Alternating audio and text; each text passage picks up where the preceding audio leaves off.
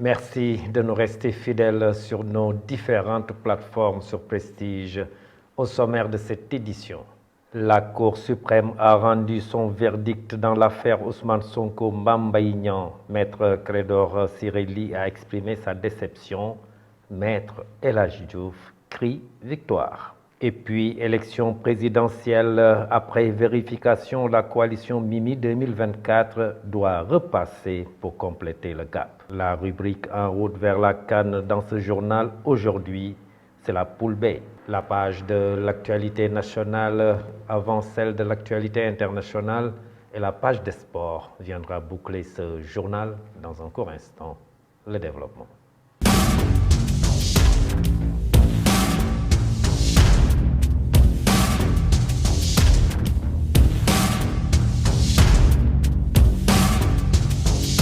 Mesdames, Mademoiselles, Messieurs, bonsoir et bienvenue dans ce journal. À l'issue du verdict rendu par la Cour suprême dans l'affaire Mame Mbaye Niang Ousmane Sonko, le conseil d'Ousmane Sonko, Clédor Ciré Ly, a exprimé son amertume et sa déception face à cette décision qu'il qualifie de complot d'État. Ainsi, Maître Clédor Ciré Ly affirme qu'ils ne baisseront pas les bras sur cette affaire. Je vous propose de le suivre. Tout le monde a suivi les réquisitions du ministère public. Et ces réquisitions tendaient à la cassation, même totale, de tout l'arrêt, pour des manquements graves à la loi. Parce que tout ce qui a été développé, c'était des moyens de pur droit.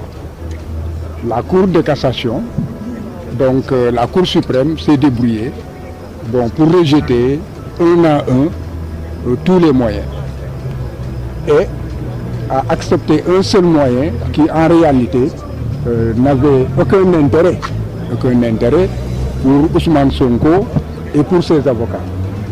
C'est en fait sur la contrainte par corps. Donc en définitif, la Cour a confirmé ce que la Cour d'appel avait rendu comme décision et a seulement dit que les dommages et intérêts alloués à Mame Mbaye Niang et les frais de procédure, n'est-ce pas, ne pouvaient pas être recouverts par la voie de la contrainte par corps, donc un emprisonnement de 2 ans. C'est cela la contrainte par corps lorsque la somme dépasse en fait 1 million. Donc c'est cela la décision qui est surprenante. Alors, en dehors de cela, il est clair que nous ne baisserons pas les bras.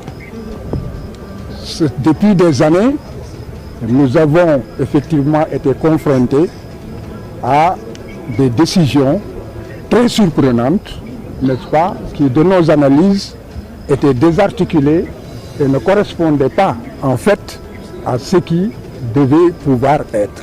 Se battre contre un État qui a tous les moyens financiers, politiques, policiers, etc., ce n'est pas facile.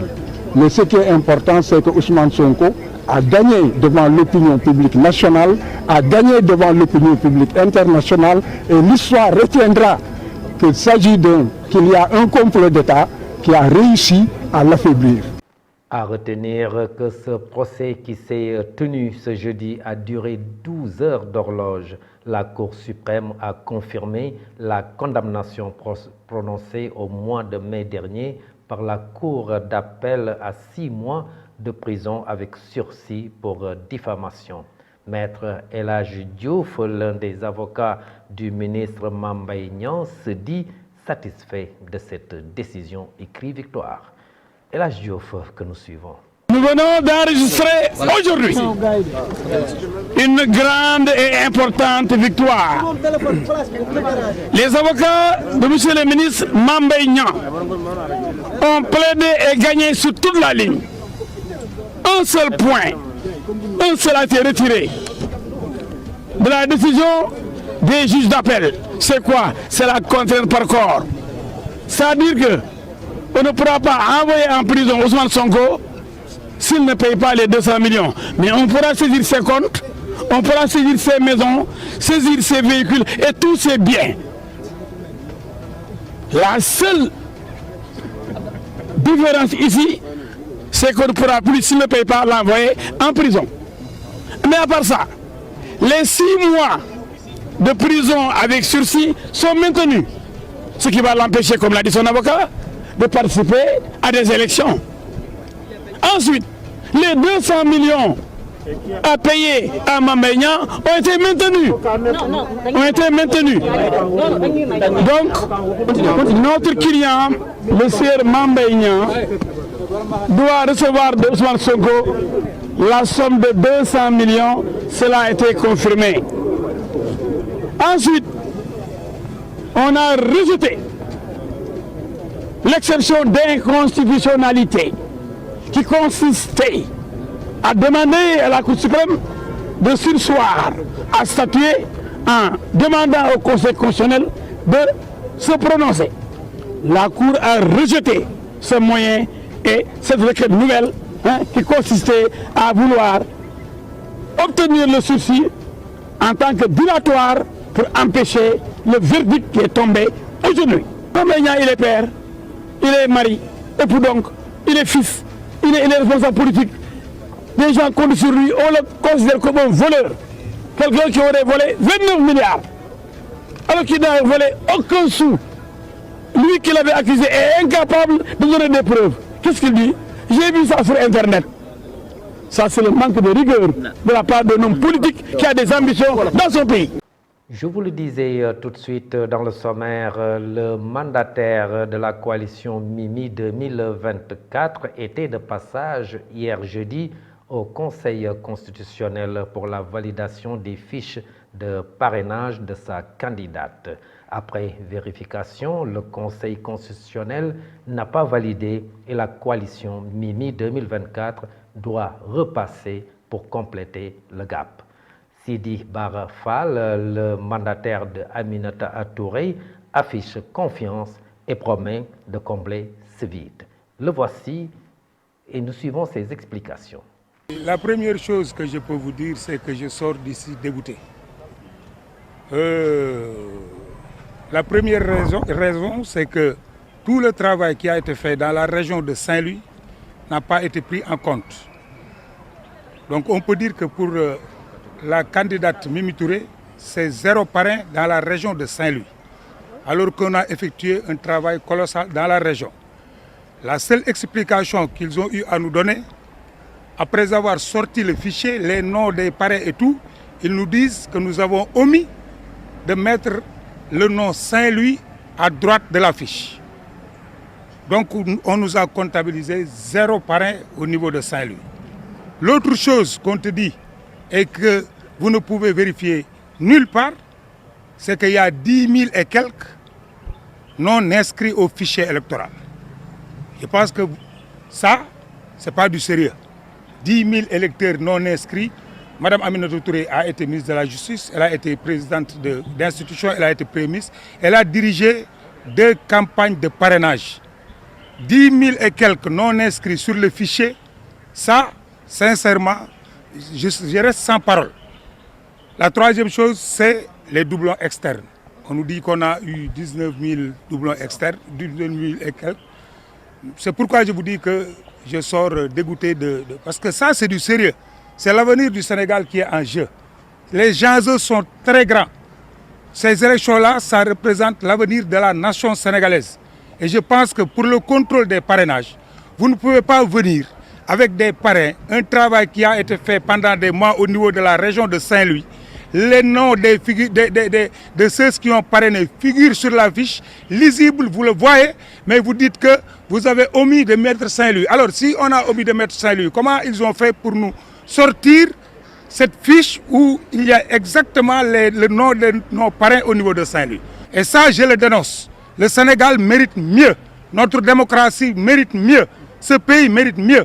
Maintenant, on va s'atteler à la tâche pour, encore une fois de plus, venir régulariser ce que nous avons. Nous restons toujours avec la coalition Mimi 2024. Après le rejet de son premier passage au Conseil constitutionnel pour vérification de parrainage, Aminata Touré, candidate à la présidentielle de février 2024, a fait face à la presse pour se prononcer sur ce rejet.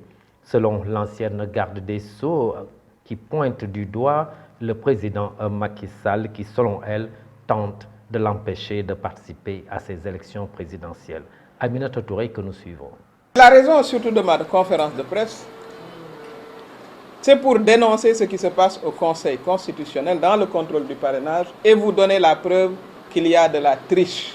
Ce que je dis, je ne le dis pas sur la base de faits généraux. Vous pouvez faire ça à tout le monde, sauf à moi. On peut le faire à tout le monde, sauf à moi. Moi, j'ai dirigé, j'étais le mandataire national du candidat Macky Sall en 2019. J'étais le mandataire national de Benno Bokk Yakaar en 2022. Donc, quand même, soyons sérieux. Vous remettrez la région de Saint-Louis, là, que vous avez enregistrée, déjà, par procès verbal, ou alors nous émettrons une plainte contre X.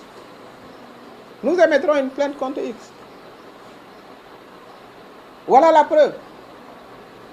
Maintenant, vous avez vu tout ça? C'était notre stock de réserve parce que nous connaissons très bien ce système. Vous nous demandez 19 000, je crois. 19 800 par an. On pourra vous en donner 10 fois plus si vous le souhaitez. Donc, je dis au président Macky Sall qu'il ne peut pas m'empêcher d'être candidat. Il ne le peut pas. Parce que le but de l'opération en enlevant Saint-Louis, c'était de penser qu'on n'aurait pas le minimum et on serait éliminé d'office. Même dans la triche, voilà, c'est pas performant. Votre greffier a bien signé qu'il a bien reçu, ouvert, parce qu'ils ont ouvert la clé, hein. La vérification, la première vérification, lorsque vous allez au Conseil constitutionnel, vous venez avec vos malles, on regarde les cartons et on met la clé. Et il a compté. Et il a signé. Saint-Louis. Il ne pourra pas m'empêcher d'être candidat. On vous amènera le double. Parce que vous auriez demandé 100 000 par an, on vous les aurait amenés, ils sont là. On demande les 10 000 que vous avez retirés du fichier. Qui sont-ils? On ne peut pas vous le dire. Et ça, c'est pour la communauté internationale que vous sachiez ce qui se passe actuellement au Sénégal. C'est une organisation d'une grande triche. Vous nous dites qu'il y a 10 000 personnes qu'on ne peut pas identifier. Mais demandez-nous de vous amener les preuves qu'ils existent. On vous les amènera tout de suite. Donnez-nous les noms, les prénoms. On ne vous dit pas qui ils sont. Hein. À présent, place à votre rubrique consacrée à la CAN 2024, en route vers Côte d'Ivoire 2024. En route vers la CAN Côte d'Ivoire 2024. Pour cette 34e édition, la Confédération africaine de football a augmenté le prime du vainqueur de 40% par rapport à la précédente édition. Pour cette 34e, le vainqueur va recevoir une prime d'environ 4,2 milliards de francs CFA. Le finaliste malheureux empochera 2,4 milliards de francs. Les demi-finalistes auront 1,5 milliard et les quarts de finalistes 779 millions de francs CFA. Aujourd'hui, faisons connaissance avec la poule B composée de l'Égypte, du Ghana, Cap-Vert et Mozambique. Les pharaons d'Égypte. L'Égypte est vainqueur en 1957 face à l'Éthiopie 4-0. En 1959, la République arabe unie ex-Égypte termine premier du tournoi. En 1962, l'Égypte va perdre la finale face à l'Éthiopie 4-2. 1986, au Caire face au Cameroun, l'Égypte enlève le trophée après la série des tirs au but, 5 pénaltys réussis contre 4. Après les prolongations, les deux équipes étaient à égalité, 0 but partout. 2006, l'Égypte est vainqueur face à la Côte d'Ivoire, 0 but partout à l'issue du temps réglementaire. Et après la série des tirs au but, l'Égypte enlève le trophée, 4 pénaltys réussis contre 2. 2008, vainqueur face au Cameroun, 1-0.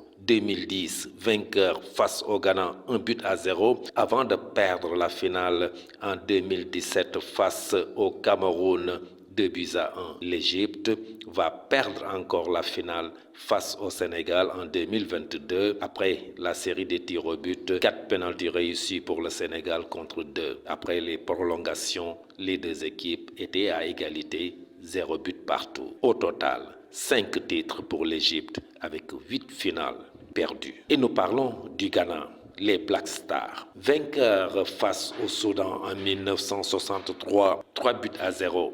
En 1965, le Ghana est encore vainqueur face à la Tunisie, 3-2. Le Ghana va perdre la finale face au Congo-Kinshasa, ex-RD Congo, en 1968, 1-0 pour le Congo-Kinshasa. En 1970, le Ghana va perdre encore la finale face au Soudan, 1-0, avant de revenir en 1978 pour gagner le trophée face à l'Ouganda, 2-0. En 1982, le Ghana est encore vainqueur face au Libye. 1 but partout durant les prolongations et à l'issue de la série des tirs au but, le Ghana enlève le trophée, 7 pénaltys réussis contre 2. En 1992, on se rappelle encore, le Ghana perd la finale face à la Côte d'Ivoire. C'était ici au Sénégal, après la série des tirs au but. 11 pénaltys réussi pour la Côte d'Ivoire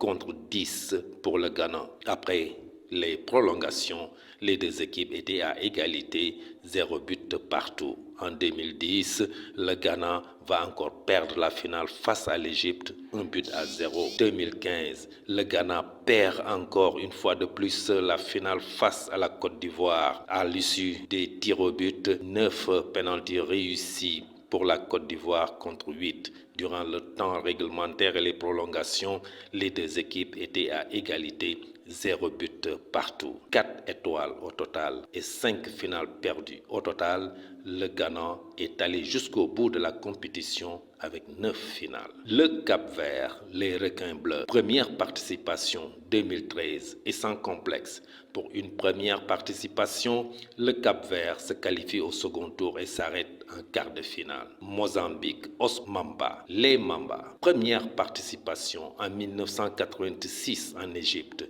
Le Mozambique comptabilise 5 participations et continue son apprentissage en Coupe d'Afrique des Nations. Pour le compte de la poule B, première journée le 14 janvier 2024. À 17h, l'Égypte joue Mozambique et à 20h, le Ghana joue le Cap-Vert.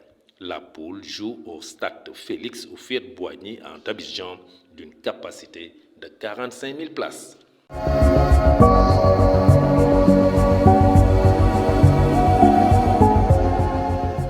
Et dans la page de l'actualité nationale arrêtée au Conseil constitutionnel, le candidat Thierno Cissé est placé en garde à vue pour faux et usage de faux. Isaac Dapa. Ce jeudi 4 janvier 2024, la commission de contrôle a validé les parrainages de 3 candidats, Khalifa Sall, Anta Babacar Ngom et Amadou Ba. 6 candidats vont devoir passer au second tour. Bassirou Diomaye Faye, Dr Abdourahmane Diouf, Mamboy Diawo, Abdoul Mbaye, Aminata Touré, Amadou Seck. Ndongo Ndiaye a retiré sa candidature. Thierno Cissé a été arrêté avec son mandataire dans les locaux du Conseil constitutionnel pour avoir déposé une liste de faux députés. Les 9 autres ont été recalés. Le fait du jour, le candidat déclaré Thierno Cissé a été arrêté ce jeudi dans les locaux du Conseil constitutionnel. Il est accusé de présenter une liste de 13 faux députés. Le leader de la coalition Major 2024 a été mis à la disposition du procureur de Dakar en vertu des dispositions des articles L57 alinéa 8 et L91 du code électoral. L'homme âgé de 44 ans, il est né en 1971 à Pékin, a vite été remis aux éléments de la DIC pour des besoins de l'enquête. Et pour terminer, le président de la République, Macky Sall, a reçu ce jeudi 4 janvier 2024 les vœux de nouvel an des corps constitués. La scène s'est déroulée à la salle des banquets du palais présidentiel et a rassemblé une assemblée distinguée représentant divers secteurs de la société, rapporte la présidence. Parmi les invités figuraient des représentants de l'Assemblée nationale, le Premier ministre et les membres du gouvernement, du Haut Conseil des collectivités territoriales, le Conseil économique, social et environnemental, le médiateur de la République, les diplomates, la Cour des comptes, le comité olympique, les chefs religieux et coutumiers, les forces armées ainsi que des universitaires. C'était tout pour cette page nationale.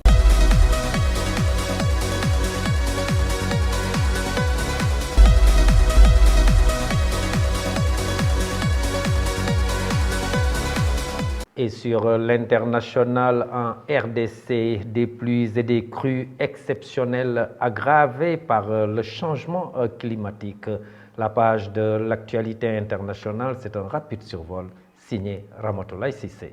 De nouvelles inondations en République démocratique du Congo. Après Kinshasa, la province de Mongala et de l'Ituri, c'est désormais l'Équateur qui s'est touché par ces inondations. La ville de Mbandaka et ses zones périphériques ont actuellement confronté à une montée des eaux du fleuve Congo qui a entraîné la destruction de nombreuses habitations. Selon les autorités locales, cette crue et celle des influents concernent tout le pays. Au Mali, un sentiment de détresse s'installe à Ménaka, ville où des centaines de personnes affluent depuis plus d'un mois, notamment des populations en provenance d'Anderamboukane, ayant fui d'abord les violences de l'État islamique, mais aussi les bombardements de l'armée malienne, a rappelé que ces déplacés vivent une situation humanitaire très compliquée. Les conditions sanitaires sont déplorables et les besoins humanitaires sont immenses. De nombreux bombardements de l'armée israélienne sur la bande de Gaza ont fait des dizaines de morts jeudi selon le Hamas.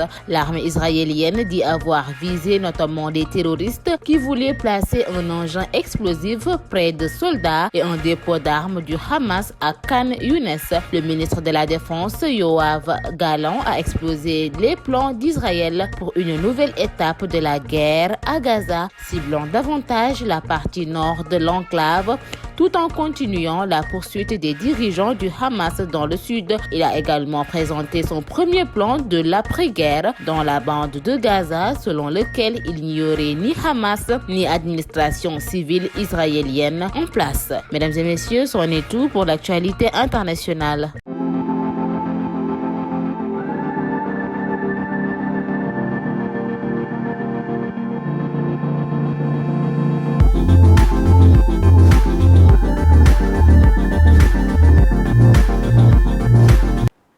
Dans la page de l'actualité sportive, nous parlerons de Cannes 2023, mais retenez que Edouard Mendy est couronné en Arabie Saoudite avant la Cannes 2024. Adji Aramsek. Actualité sportive, à 9 jours de son premier match de poule contre la Guinée équatoriale, le Nigeria subit un coup dur avec la blessure de son milieu de terrain, Wilfred Ndidi. C'est la Fédération nigériane de football qui a annoncé la mauvaise nouvelle. Joueur d'expérience avec 53 sélections, Ndidi, un pilier de l'équipe nationale nigériane, va cruellement manquer au Super Aigle. Pour le remplacer, le sélectionneur portugais du Nigeria, José Peseiro, a fait appel à Al-Hassani Youssouf, un jeune joueur de 23 ans évoluant à l'Antwerp en Belgique. Le jeune milieu de terrain, qui n'avait jamais été appelé en sélection auparavant, aura la lourde tâche de remplacer le joueur de Leicester. Parlons à présent d'Edouard Mendy. À l'aube de la Coupe d'Afrique des Nations 2023, le Sénégal voit son gardien Edouard Mendy recevoir les éloges pour ses prestations remarquables en Saudi Pro League. Élu meilleur gardien du mois de décembre, il rejoint la compétition continentale avec un bilan impressionnant.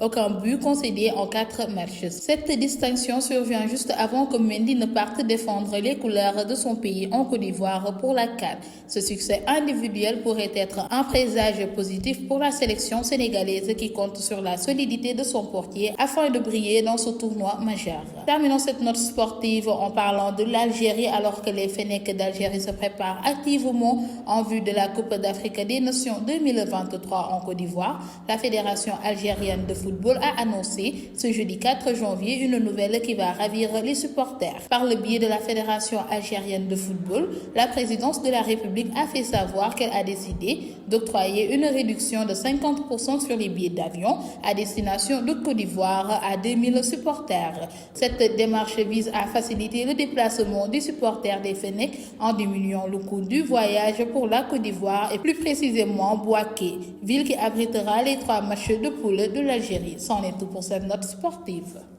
Merci beaucoup Adji Aramsek pour cette page sportive qui vient boucler ce journal. Merci de l'avoir suivi. Passez une excellente fin de soirée. Très bon week-end. Au revoir.